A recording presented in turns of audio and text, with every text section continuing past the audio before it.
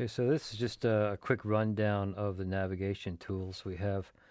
You can see the animation path, and you can see the little green triangles are the scene icons. There's the XYZ axis there.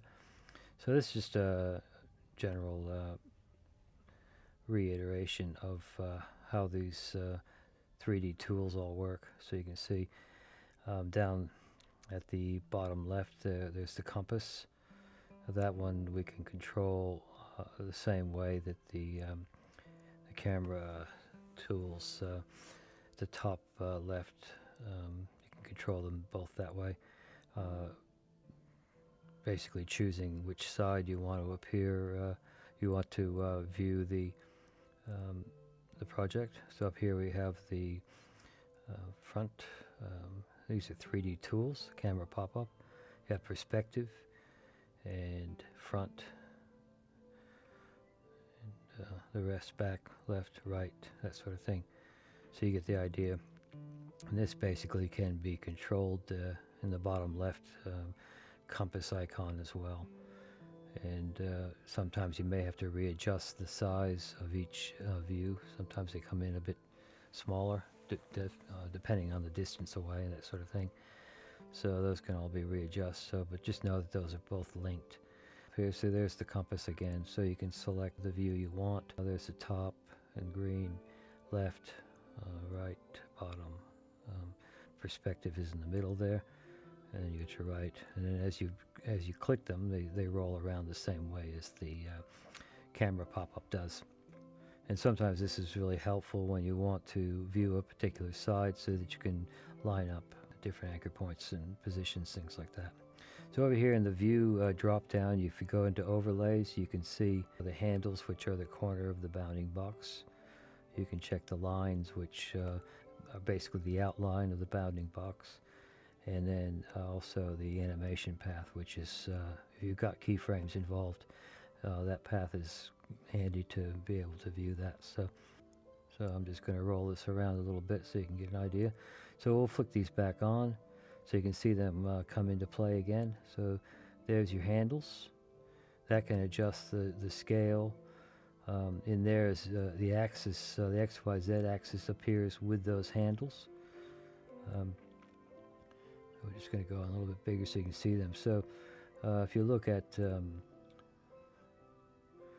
see, they tend to, as you rotate around the scene, looking at different views, the axis rolls around as well. So you always can keep track of which way is up and which way is basically which is the X, Y, and Z axis. So it's quite handy. So it's good to know those color codes so that when you're moving them around, rotation is changed on the object, that axis points also change. So it's a good idea to know the color coding of each axis. So in here I've just thrown a camera on just so you can get an idea.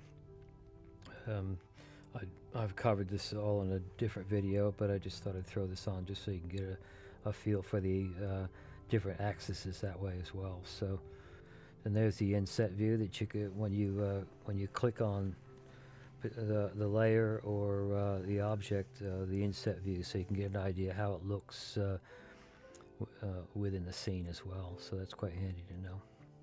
As you see, I've got a system in place, planets, or if you want to call it.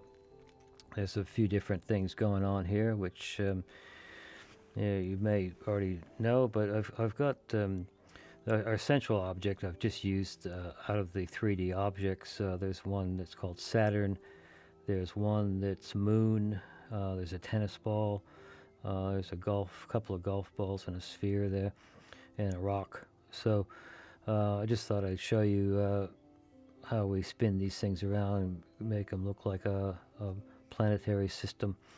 And this is going to be applied to anything that you want to, any 3D object you want to sort of rotate around. So I'll just go to run down quickly the project as it's layered up.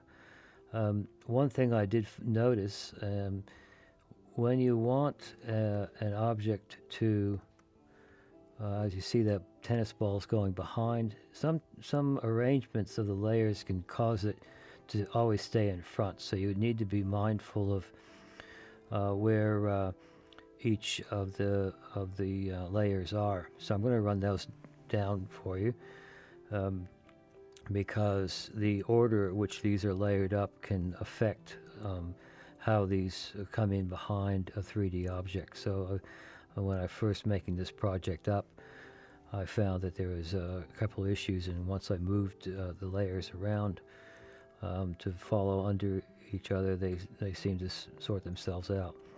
So starting at the top, I have touched on, I've got another video called Cameras and Lights, or Lights and Camera, so I'm not going to go too much into detail, but you can see I've got this camera panning across just so we can get an idea of travel.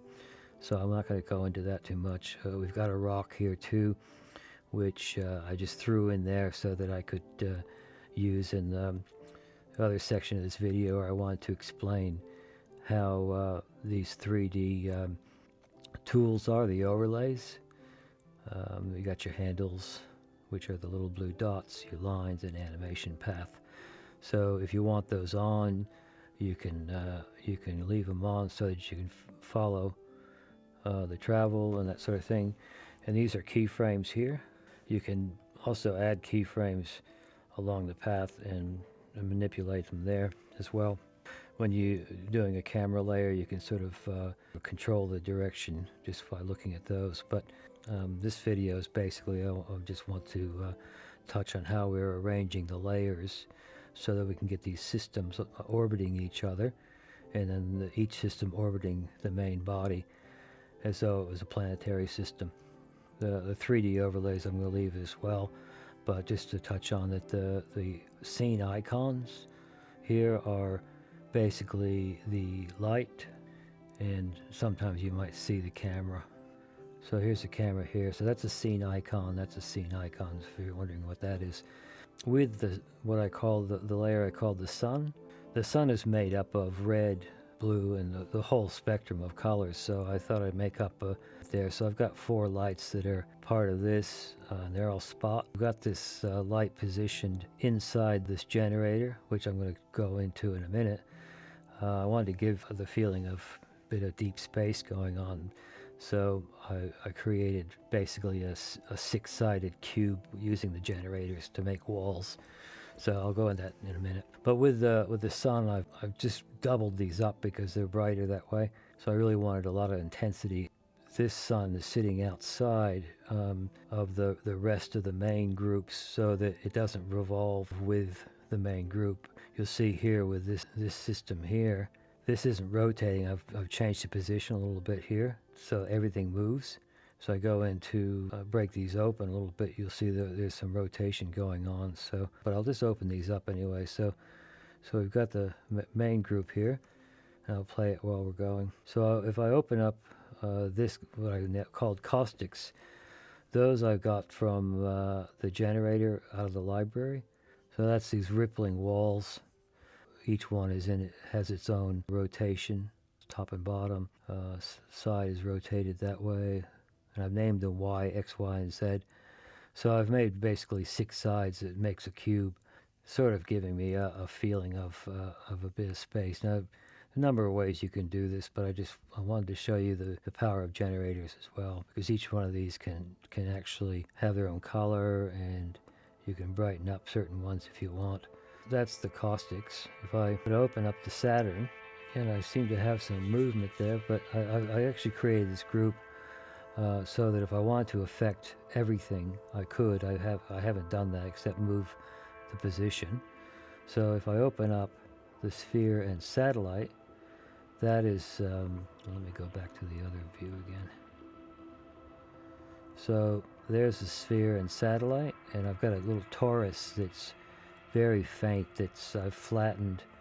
That's a 3D object as well. I've flattened it and given it a negative and light rays on that to give it a feel for a bit of dust and debris. So that's there. And each one of these is actually got its own position and rotation. So we'll first look at the sphere. Now that's just rotating. The other thing to make sure is that you, and this we best look at from the top. We look at our anchor points first of all. Obviously, if you want something to revolve around its own axis, we move the anchor point to the center of the object. So the anchor point will be here on that one. This is rotating a little bit. But as soon as we have a satellite involved, then we want to move the anchor point to the center of that same planet so that it's revolving around the same central body. So this satellite is revolving around the sphere, and you can see I've got it spinning around, revolving around the y-axis there, and which here it's being viewed from the top, so you don't actually see the y-axis. It's in and out. So that's basically how we set up these little groups. So I've got this group here, which then I can rotate the whole group together. So now you see the bounding box and the handles are there, and you can see the anchor point is over. And if we want to select anchor point, we can see that the anchor point is sort of centered on this outside perimeter of this central object. That can be moved around a little bit if you need to. And so, oops, I switched it off by accident.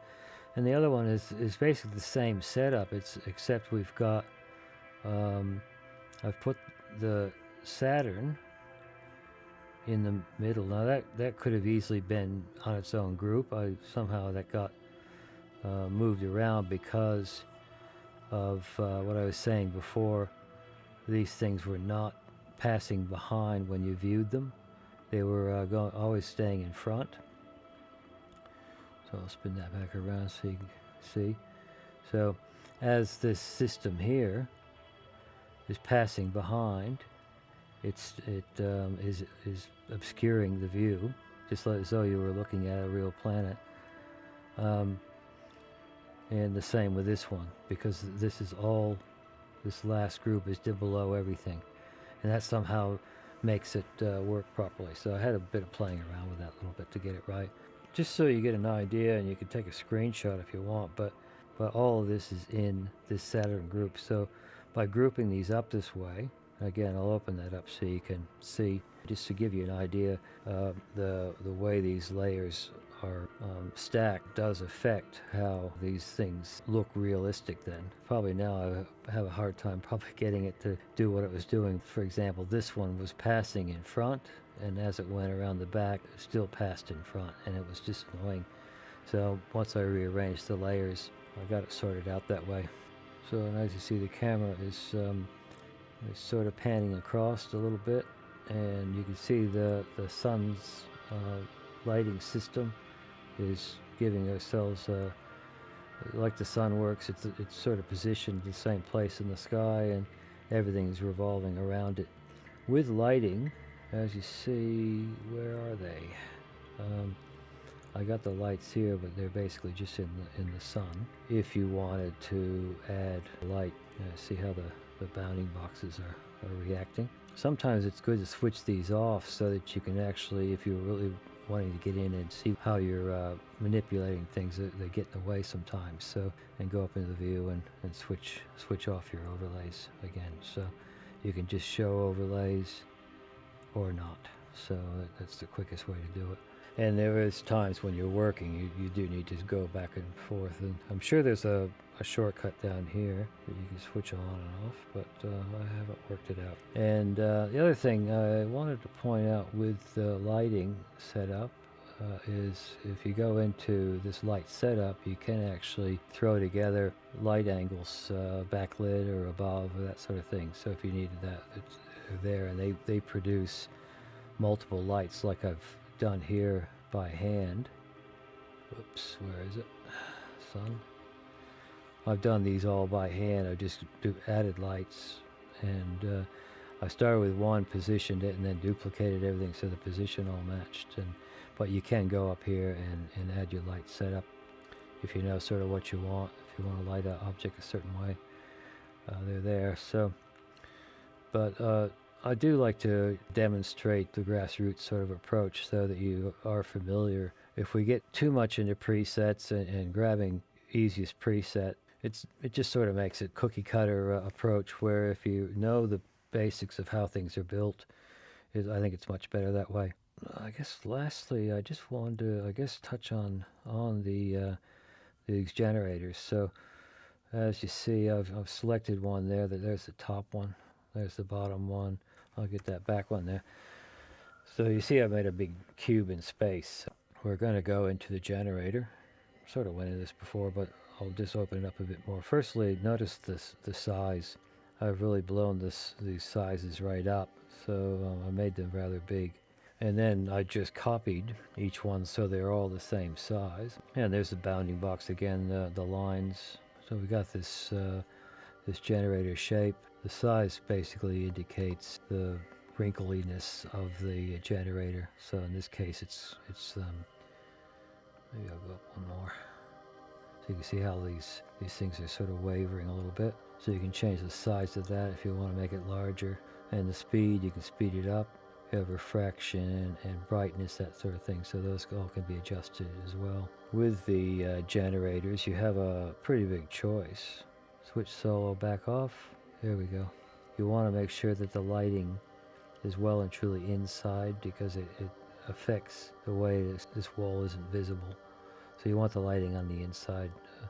But just bear in mind when you are making systems like this, when you have the revolutions, you want it to be mindful where your anchor point is, so that you can control that by just dragging this a little bit. And the dynamic guides fall on certain planes, and they turn that magenta color when depending on where you are. So, and you can see you grab these handles a little bit, and you can manipulate that as well. So this little X here is generally the other end of the anchor point. But you do see the animation going on. It's a good idea to get real comfortable with how your anchor point, with whatever it's orbiting as well. There's the anchor point. There's the center where it started. So, all right. I just thought I'd do a little addendum just to cover the basic objects rotating. Firstly, I've started with my group, so I'm going to just keep this simple. I'm going to have an Earth group and a Moon group. And in the Earth group, I've already brought the planet in the library.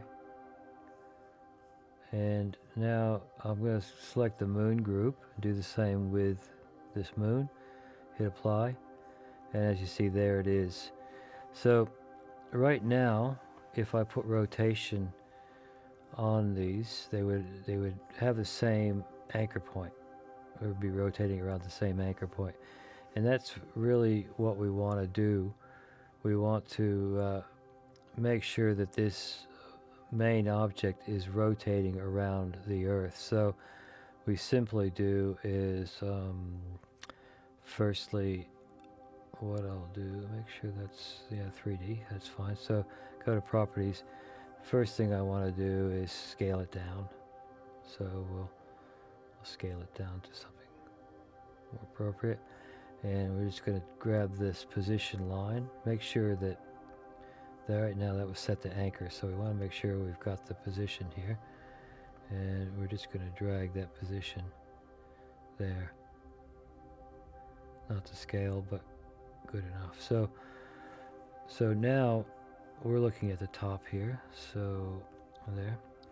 If I take and we want it to rotate around the y-axis, which is north and south pole of the Earth there. So if we select that, we got it rotating this way. And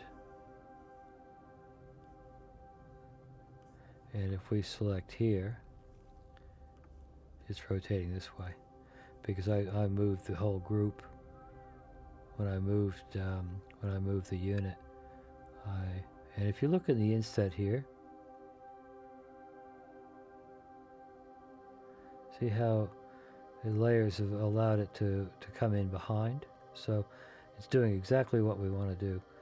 So basically I make the groups first, populate them with the objects that I want in there, and then I've moved this over, moved the object over, but I've kept the, if I want to offset this a little bit, I can move this a little bit, but you don't want to move the group at all, but you want the rotation to happen. So, so that's how you're getting your individual rotations. At the beginning here, we reset that to 0, keyframe, make that 0, set a keyframe. I'm just going to make it very simple. We've got that, and we've got the Earth already rotating 360 degrees. 120 frames into the future, we've got the 360 degrees into plus.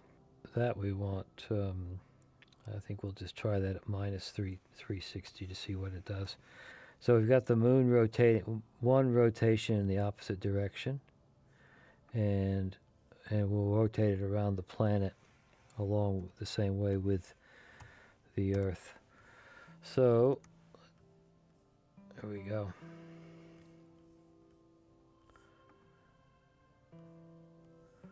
As you see, that moon is actually not doing too bad. It sort of is. It is spinning around, but I think if we changed,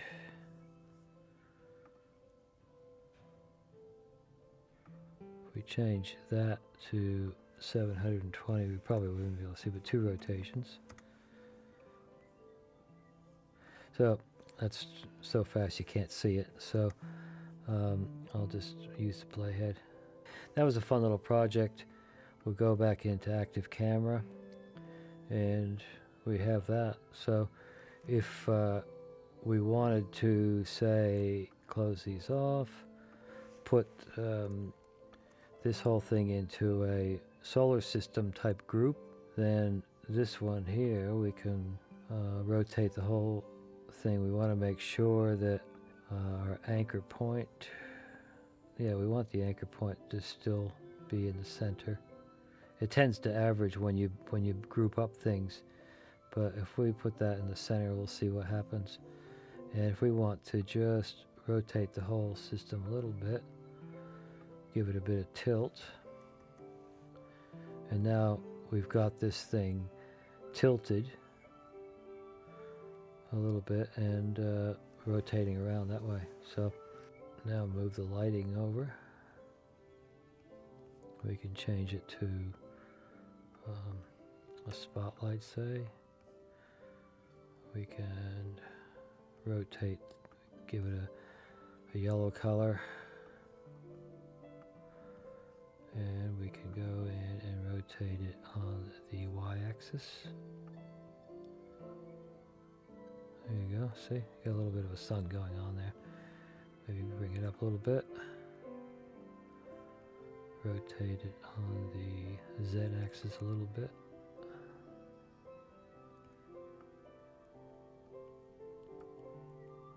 Yeah. And if you want it brighter, just duplicate. So there you go. You got a nice little sun that is shining on our little moon, and you see that the light is actually hitting that nicely. So rotating even so it's coming up in the east. So there's your new moon. If you look at the top, you can actually, I think you might, we need to put all these in a group, and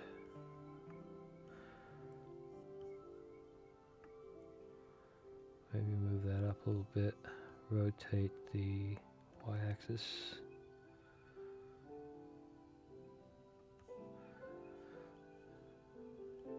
Give a more realistic look. So you've got the sun is shining on the same faces. So there's your half moon, full moon.